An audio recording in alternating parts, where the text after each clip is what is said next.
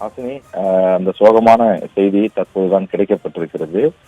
மகாராஷ்டிரா மாநிலத்தினுடைய துணை முதல்வராக செயல்பட்டு வந்த அஜித் பவார் காலமானார், உயிரிழந்தார் என்ற அந்த செய்தி வெளியாகி இருக்கிறது. நான் முன்பே குறிப்பிட்டது போல அந்த விமான விபத்திலே சிக்கி பல பேர் தற்போது படுகாயங்களுடன் மீட்கப்பட்டார்கள் என்று சொல்லப்பட்ட நிலையில அதில் பல பேர் உயிரிழந்திருக்கிறார்கள். குறிப்பாக மகாராஷ்டிரா மாநிலத்தினுடைய துணை முதலமைச்சரான அஜித் பவார் படுகாயங்களோடு உயிரிழந்திருக்கிறார் என்ற அந்த தகவல் கிடைக்கப்பட்டிருக்கிறது. மருத்துவமனைக்கு அவரை அழைத்து சென்றதெல்லாம் கூட ஒரு எப்படியாவது காப்பாற்றிவிட முடியாதா என்ற அடிப்படையில தான் சென்றிருக்கிறார்கள் என்ற தகவல் படிப்படியாக வர தொடங்கி இருக்கின்றது. மீட்பு பணிகள் தீவிரமாக நடைபெற்று வரக்கூடிய காரணத்தினாலும் தொடர்ந்து அந்த விமானத்திலே எத்தனை பேர் பயணித்தார்கள் என்ற அந்த அதிகாரப்பூர்வ அறிவிப்பு வெளியாகவில்லை. அதே நேரத்திலே மகாராஷ்டிரா மாநிலத்தினுடைய துணை முதல்வராக செயல்பட்டு வந்த அஜித் பவார் உயிரிழந்து விட்டார் என்ற ஒரு அதிர்ச்சியான தகவல் வெளியாகி இருக்கிறது. இது நாடு முழுவதும் பெரும் சோகத்தை ஏற்படுத்தியிருக்கிறது என்றுதான் சொல்ல வேண்டும். காரணம், இந்தியா முழுவதும் பிரபலமான பல முக்கிய தலைவர்கள் அஜித் பவாரும் ஒருவர். அவருடைய கட்சி என்பது சமீபத்திய ஆண்டுகளில் பல்வேறு ஏற்ற இறக்கங்களை சந்தித்தது, பல்வேறு பிரிவுகளை சந்தித்தது, பிளவுகளை சந்தித்தது.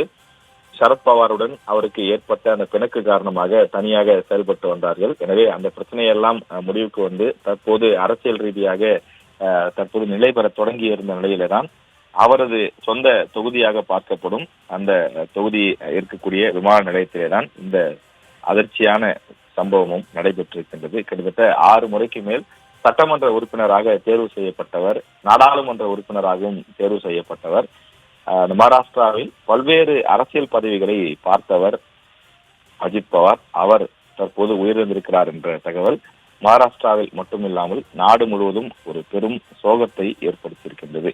தேசியவாத காங்கிரஸ் கட்சியினுடைய பல்வேறு தலைவர்களுடன் அவருக்கு முரண்பாடுகள் இருந்து வந்தது. அந்த முரண்பாடுகள் எல்லாம் முடிந்து அவர் தன்னுடைய அந்த அரசியல் வாழ்க்கை நடைபெற்று வந்த சூழ்நிலையில தான் தற்போது அவர் விமான விபத்திலே உயிரிழந்து விட்டார்.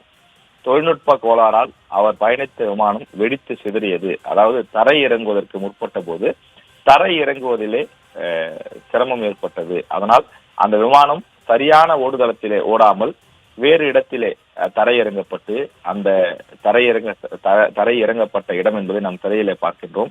அது ஒரு ஓடுதளமே கிடையாது. ஓடுதளத்திற்கு முன்கூட்டியே அவசரமாக தரையிறக்கம் என்று சொல்வார்கள். அந்த மாதிரி எமர்ஜென்சி லேண்டிங் செய்யப்பட்ட போது இந்த விமானம் வெடித்து சிதறி இருக்கிறது. உள்ளே இருந்த எரிபொருளால் அது ஒரு வெடிகுண்டு போல வெடித்து சிதறி இருப்பதற்கான அந்த எச்சங்கள் அங்கே இருப்பதை நம்மால் பார்க்க முடிகிறது.